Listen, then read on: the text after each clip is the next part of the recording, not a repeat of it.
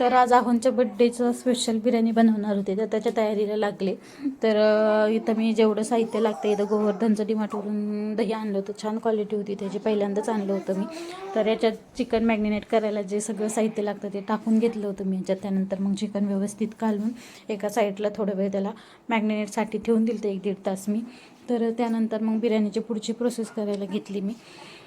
आणि यांचा detail video आपल्या चॅनलवर पडणार आहे, त्याच्यात सगळं डिटेल सांगणार आहे मी बिर्याणीचं. तर त्यानंतर मग घरातही देवाला गेल्यामुळे थोडासा पसारा होता कपड्यांचा, यांचा दोघांचा इथं तिचा अभ्यास घ्यायचं काम चालू होतं. तर माझं बिर्याणी करता करता हा घरातला पसारा आवरायचं काम चालू होतं.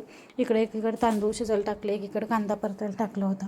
तर हे चालू असतानाच घरातलं बाकीचं काम आवरून घेत होते मी. तर भात वगैरे इकडं शिजून घेतला, तांदूळ जो लागतो बासमती तांदूळ होता. त्यानंतर मग एकीकडं बारीक गॅसवर चिकन शिजायला टाकलं होतं मी. तर चिकन शिजत होतं एकीकडं, तोपर्यंत मग मी चहा करून घेतला, कारण की 4:30 वाजत आलते आणि माझा चहाचा टाईम झाला की मला असं होतं मी कधी चहा पिईन. तर मी आधी चहा पिऊन घेतला. त्यानंतर मग बिर्याणीचे लेअर वगैरे लावायला घेतले, बिर्याणीचे व्यवस्थित लेअर लावून घेतले, कारण की आज माझ्याकडं थोडीशी पब्लिक येणार होती, माझ्या माहेरची काही माणसं येणार होती. त्यामुळं मग मी मोठ्या पातेल्यात एवढी बिर्याणी केली होती आणि तेवढी बिर्याणी आम्हाला पुरली पण भरपूर, म्हणजे सगळ्यांना व्यवस्थित पुरली, सगळ्यांना आवडली. तर याचा डिटेल व्हिडिओ आपल्या चॅनलवर पडणार आहे, नक्की जाऊन तुम्ही पहा. तर एवढं बिर्याणी वगैरे घरातलं सगळं डिटेल काम होईपर्यंत दुपारी लागले होते, सगळं काम होईपर्यंत वाजले होते 6:30. इथं माझी कोशिंबीर बिर्याणी रेडी होती.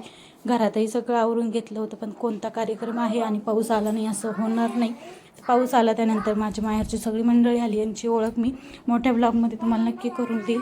तर त्यानंतर मग यांचं थोडीशी रिंगाणा मस्ती इथं चालू होती. त्यानंतर मग आम्ही केलं बड्डे सेलिब्रेशन, घरातच छोटंसं असं यांचं बड्डे सेलिब्रेशन केलं. तर यांचे बड्डे सेलिब्रेशन झाल्याच्यानंतर जेवण वगैरे केलं. आजच्या पुरतं एवढंच होतं. चला भेटूया उद्या.